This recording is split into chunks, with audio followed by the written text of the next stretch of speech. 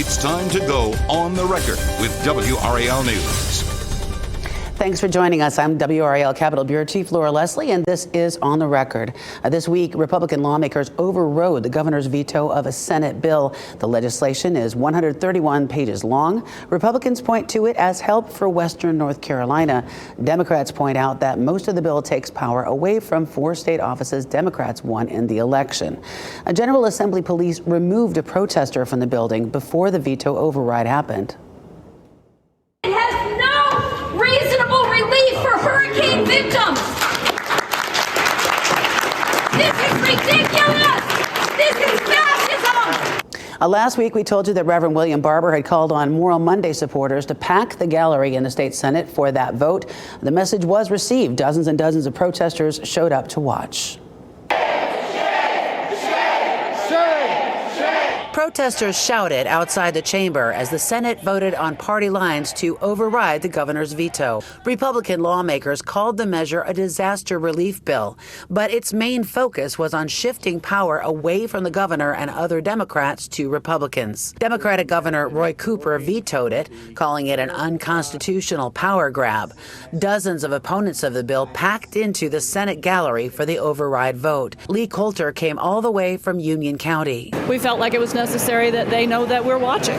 You know, this is our house, and we have a responsibility to show up and educate them. Once the debate started, the protests did too. One woman was escorted from the building. This is ridiculous. Things escalated quickly. Clear the gallery. Just clear the gallery. Everybody's got to go. Lola Youngman said the protesters had a right to be there. It's ridiculous. They come up with this ridiculous bill, and then they don't even let us say anything. The more important thing is that this body is allowed and is enabled to do its work. Senate Leader Phil Berger said it was unfortunate that everyone was kicked out, but said the Senate has rules against disrupting debate. It's sort of like in kindergarten, the folks that act up end up making the whole class suffer. The vetoed bill now goes to the House for an override vote there. That's expected to take place Wednesday, and we're expecting to see similar protests as well. The Senate also approved 2 new constitutional amendments on state taxes and voter ID, and those also await the House's approval. With us tonight to preview the action coming up, Democratic House Representative Tim Longus from Wake County and State Republican Party spokesman Matt Mercer. Gentlemen, welcome so much, and thank you for joining us. This bill would take control of the State Board of Elections away from the governor and give it to the incoming state auditor, Republican Dave Bullock. Matt, election administration been under the governor's oversight for many decades. Voters were asked in 2018 in a constitutional amendment whether or not they wanted to take it away from the governor, and they said no. So why are Republicans returning to this? Yeah, I think what you're continuing to see is this has been a very partisan state board, and we have raised several issues for many years now. We have tried to get a bipartisan state board through. That has not happened yet. So with the new governor coming in, as the administration turns over, this seems like a really good time, given the number of issues that they've had, to turn that over to someone who will be able to really take the politics out of it and be able to administer elections with fairness and transparency, which is what we've been asking for. Tim, I'm guessing that you don't think that politics would be taken out of it with this move. That's right. And I think that actually the way that this bill was presented and the fact that you're taking power from a duly elected governor, putting it in a state auditor, who I don't think the people, when they were electing the state auditor, expected that person to be overseeing election administration. I think that is actually a great example of a partisan move, and I don't think it will make the State Board of Elections more fair. I think that when folks elect a governor, they expect that person to be able to exercise executive authority to make appointments like over election administration. And so I think this is just another example of taking power away from Democrats who were duly elected by the people and concentrating that power in Republicans. Let me ask this. I mean, there is some storm relief in this bill. Matt, can you talk about that? This relief for Hurricane Helene victims? Yeah, really what you're looking at, the bill does several things. The biggest chunk of that is things relating to storm cleanup, understanding that there's a role for federal government, there's a role for state government, and there's a role for local government. So what this bill really does is take the money and make it more quickly available. And there's also several other provisions relating to stormwater cleanup, looking at things that it takes really for an infrastructure perspective to get those things done. And so you also have the other items, which are general good government things approved in the bill, but really the time to do this with the incoming new governor, as you're really turning state government over, this is really the time where you can make these changes and no one is starting with you get halfway through and it's done. No, this is a clean start for everyone, but most importantly, focusing on getting help for Western North Carolina is critical, and this is now the third time the legislature has come back to do that. Now, there was a lot of criticism from Democrats and other people, critics of this bill, who said, even some Republicans, who said it didn't do enough. Tim, can you talk a little bit about that? So in the General Assembly, we acknowledged and really feel for the folks out of Western North Carolina, and we need to do all we can to provide much more relief than what we've provided so far. There were two bills that the General Assembly voted on a unanimous bipartisan basis that would give money for relief directly toward Hurricane Helene victims and cleanup. This bill, the third bill that Republicans introduced, again, this is in 131 pages, only about 9 of those actually directly addressed hurricane-related issues. And it doesn't actually put money out into Western North Carolina where it needs to be. It moves it to another pot of money here in Raleigh. What we really need right now is to get that money out into the field, get it to relieving folks dealing with being unhoused temporarily or cleaning up transportation systems. I do grant that there's a very modest amount in there for stormwater cleanup, but there's so much more we need to be doing right now, and this bill does nothing to address that. Matt, do you have a response to that? Yeah, I mean, I think to say that you come back now for a third time to approve a bill, which we anticipate and hope we'll see every Republican vote to override the governor's veto, that we're saying that moving money from one budget fund to another, well, it makes it more readily available, which I really think is what you need when you're talking about U.S. senators saying that, we have a role to play here. State government has a role to play. The local governments have a role to play. It takes everyone working together. And what I think this bill does is encourages that in addition to the other provisions in there.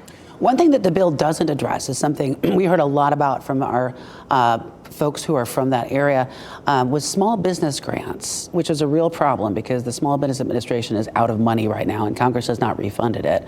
Small businesses are asking for grants, not loans, and they're also asking the people in this area for help with housing, with rent assistance, because people are losing their housing at an alarming rate, and that's workforce that will probably leave the area and not come back and help with the recovery. Why do you think we're not doing that? That's a very good question. I think the Democrats in the General Assembly stand ready to provide this relief. We have not been given an opportunity so far to really participate in that process.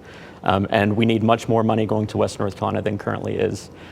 So I think that this bill is sort of a sham and that it calls itself disaster relief. It doesn't put money where it needs to be. And in fact, you mentioned folks, small businesses needing grants. That is very true, and we need to do more for that. We also need to make sure that folks who are unemployed or temporarily out of a job because of the storm have the resources that they need. One thing that this bill actually does is take away the governor's power in the future to respond to a similar emergency to extend or increase the amount of unemployment benefits that folks in that situation might receive.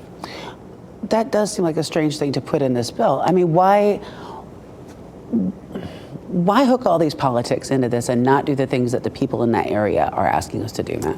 Yeah, I think if you're going to go back and talk about the Small Business Administration, we just had an election which a strong majority across the country said we need new leadership coming from Washington, which is why Republicans did very well and will have a trifecta in government. So I think the people of Western North Carolina will not be forgotten by the incoming Trump administration.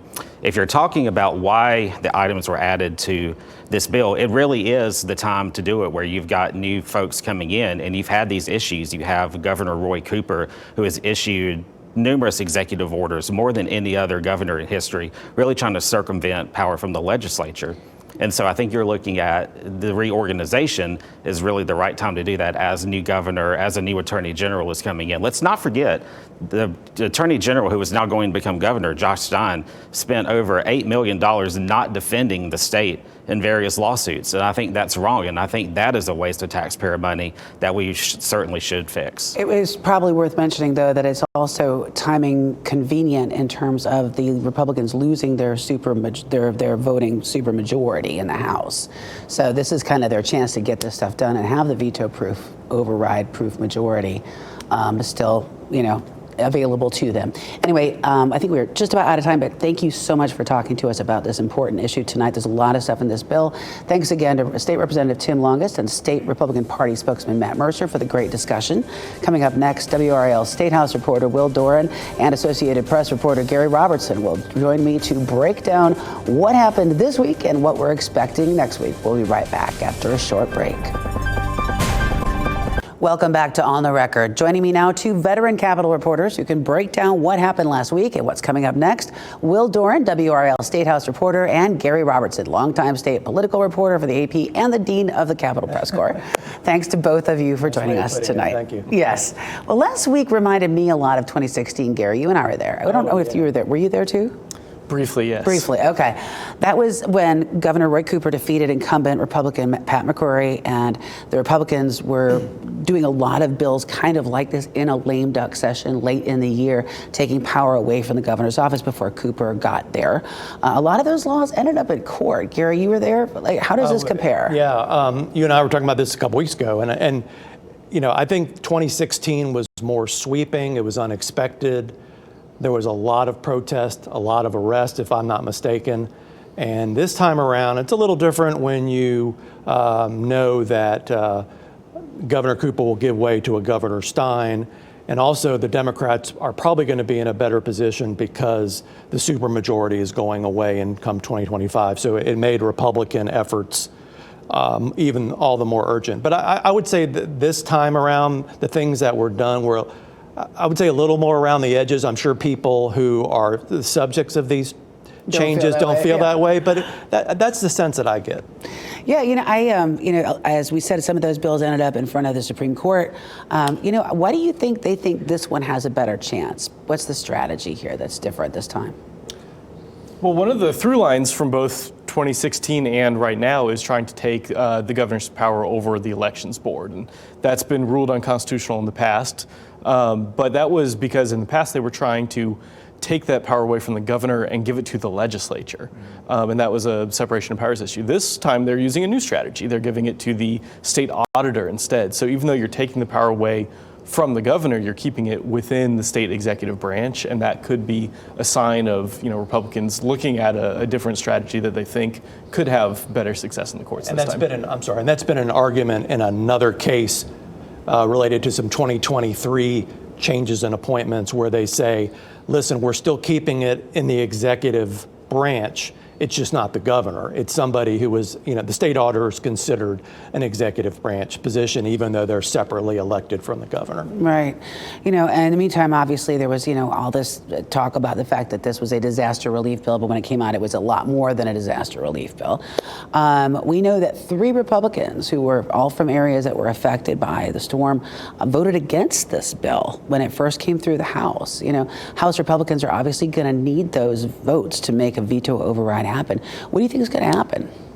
I spoke with Governor Cooper on Tuesday about this bill, and the way that he was talking about it, it sounds like he is expecting his veto to be overridden and, then lawsuits to proceed. Yes, it's true that, these 3 Republicans did vote against it, but GOP leaders have said that they're pretty confident in being able to bring them back on board. And from talking to the governor, it sounds like he is expecting that to happen as well. And that's not unusual in many of these cases where the bill is initially approved and sent to the governor, and you may have some votes that, don't align with the majority party, and often they come back when the rubber meets the road. We see that on the flip side, too, when the governor has used his veto power to block bills. Sometimes Democrats have not voted with him initially, but that have come back to the fold at the end. So I would expect that to happen, but, stranger things have happened on Jones Street. One of the things that's been interesting the last couple of years is that we haven't seen that kind of party discipline need among the Democrats in the House because they haven't had a veto, they haven't been able to break the veto-proof majority. We're going to be back to that for the next couple of years. And it's going to be a very different dynamic because we're going to have a Governor Stein instead of a Governor Cooper. Governor Cooper kind of had a reputation for getting a little heavy-handed sometimes, leaning on Democrats. What do you think it's going to be like? How is it going to be different under Stein? I don't know. It's hard to tell right now because, again, we don't know how Governor-elect Stein will manage as the executive branch official. We've seen him as Attorney General, but again, it's a secondary job that we don't always focus on. I think that there is a lot of.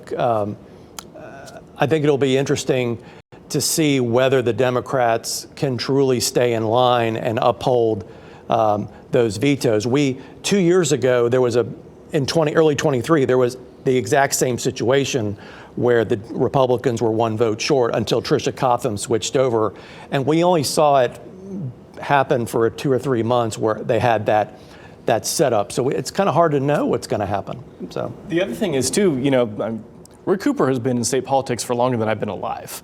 He is an institution. Stein has been around for a while, but he started in the mid-2000s. So Cooper has a whole lot of connections and personal ties with people that Stein may just not have, at least at this point. And then Governor-elect Stein has worked with some Republicans on some criminal justice matters, so he's made some inroads there, but they've also been unhappy with him, just the way he's handled himself with some of the litigation, challenging some of the laws that the General Assembly has passed on abortion, on redistricting, voter ID. And so there's some, I don't know if bad blood's the word, but there's certainly. I think it's the word. Okay, if you want to say that. I was just going to point out possibility. that it was back in a couple budget cycles ago. I think they cut like a third of his staff or something over at the AG's office. So clearly not a lot of love lost there. As you say, Stein does work with lawmakers, and so did Cooper. And I don't know how much that really helped in the long run anyway. But anyway, we are going to go to a quick break here, pay the bills. We will be right back with more On the Record. Stay tuned. And we're back here on the record with WRAL state government reporter Will Doran and AP Capitol Bureau Chief Gary Robertson. A big shakeup this week in Democratic leadership in the state Senate. Obviously, longtime minority leader Wake County Democrat Dan Blue not reelected to his post. Instead, Wake County Democrat Sidney Batch will be the leader next year. She'll be the first black woman, the first woman, period, to lead a Democratic caucus in North Carolina. What do we know about what exactly happened there? Well, I think it's based, from what I understand, is that Senator Blue was interested in continuing on. He's been in that position for 10 years. And from other reporters, he told them that he took the temperature in the room and there wasn't enough interest apparently. And so he stepped aside and Sidney Batch was in the wings. I don't know as much about what kind of active role she was playing in changing people's minds, but this is politics, so my expectation is there was something. So I think it was just a changing of the guard and probably a frustration among Democrats that they've been in the minority in the Senate and the General Assembly since 2011, and sometimes the things they're doing just didn't seem to work.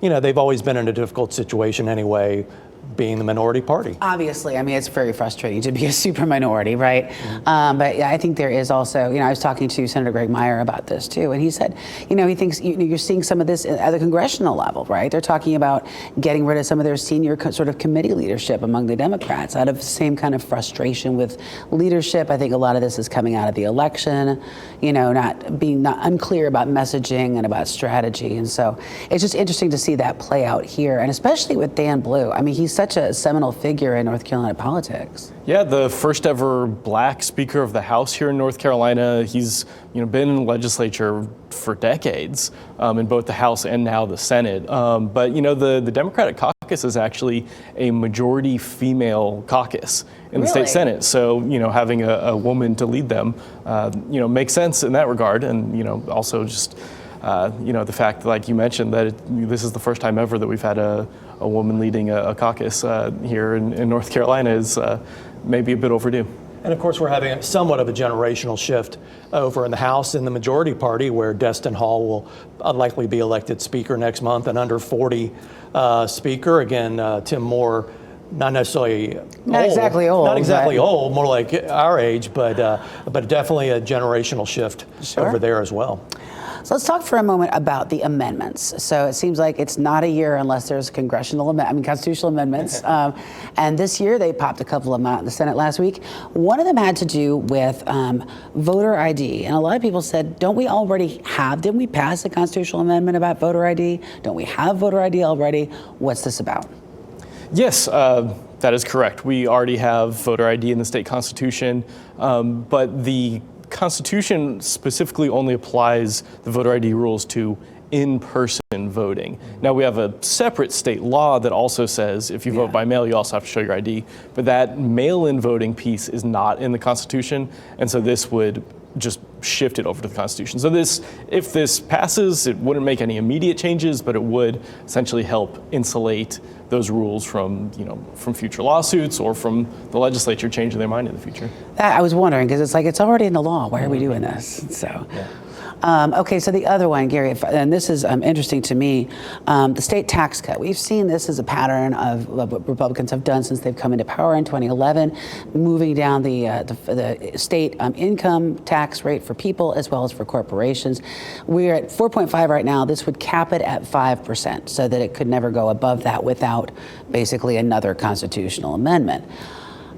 This sounds like a no-brainer. I mean, I think people are going to jump on this at the polls, but what's the catch?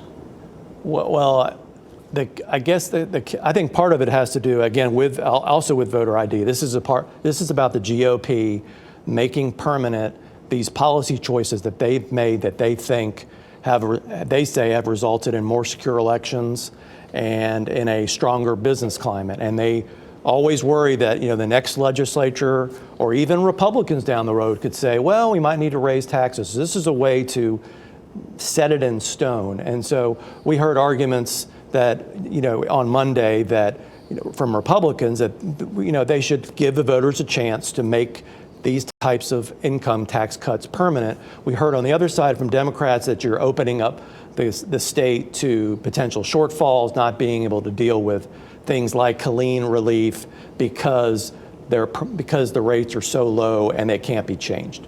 Right, and then if they can't raise income taxes to raise income if they need revenue, where do they go for that? Well, sales tax, which is everyone pays for, anybody, and there's many other taxes they could potentially look at. Right, and there's a lot of also concern about pushing things off onto local governments, right? As somebody pointed out, 96 counties out of 100 had a property tax increase in the last year, and here in Wake County, you see an increasing amount of the county's budget going towards schools. Is there a concern among even some Republicans that this might be going too far? Well, North Carolina, compared to most other states, has a pretty outsized amount of state funding on schools compared to local funding. And so, maybe we go to that model that lots of other states have where, local governments have to pick up more and more of the bill for schools. Then, of course, the concern for that is, do the wealthy areas then get better and better schools and the less wealthy areas fall behind? Gary, any thoughts? I think it's a possibility that, local governments may have to fit the bill for a lot of additional things that potentially the state just can't pay for, or they choose as a policy not to pay for. But, there's always a place to, find potential tax increases here and there that people could live with. So, yeah. Well, thanks so much for joining us. AP's Gary Robertson, WRAL's Will Doran. We appreciate your insights as always, and we'll be right back.